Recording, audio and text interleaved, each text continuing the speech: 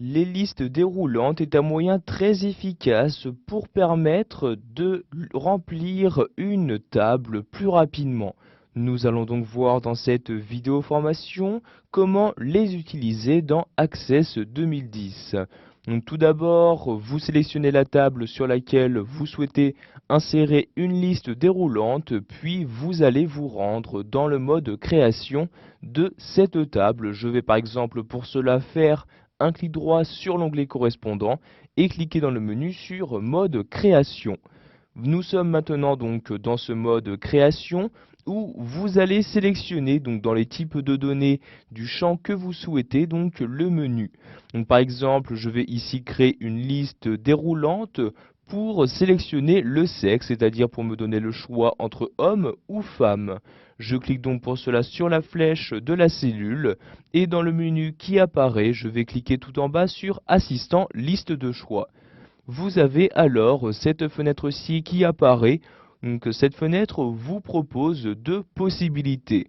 Vous pouvez soit utiliser des valeurs présentes dans une table ou une requête d'Access, ou vous pouvez saisir manuellement ces valeurs. Donc, par exemple ici je vais les saisir manuellement, je coche donc la deuxième case et je clique sur suivant comme ceci. Vous allez donc maintenant saisir ces différentes valeurs. Vous choisissez dans un premier temps le nombre de colonnes que vous souhaitez utiliser. Donc ici je ne vais utiliser qu'une seule colonne, donc je laisse bien le 1 dans cette partie-là. Donc pour saisir ma valeur, je place mon curseur ici et je vais donc maintenant pouvoir la saisir à l'aide de mon clavier.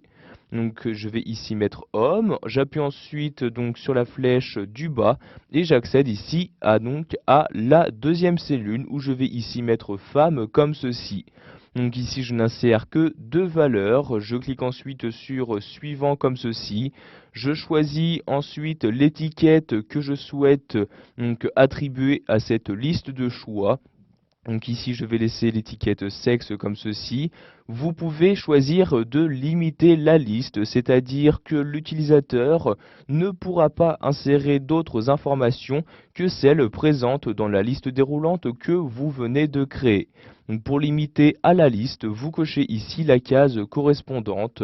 Vous pouvez également choisir d'autoriser plusieurs valeurs en cochant ici cette case-ci.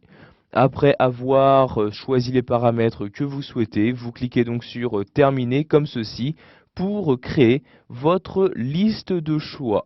Nous allons maintenant retourner dans le mode normal d'affichage. Je fais donc ici un clic droit sur l'onglet et je clique sur Mode feuille de données. Vous devez bien évidemment enregistrer la table afin donc de sauvegarder les modifications. Je clique donc sur Oui pour l'enregistrer.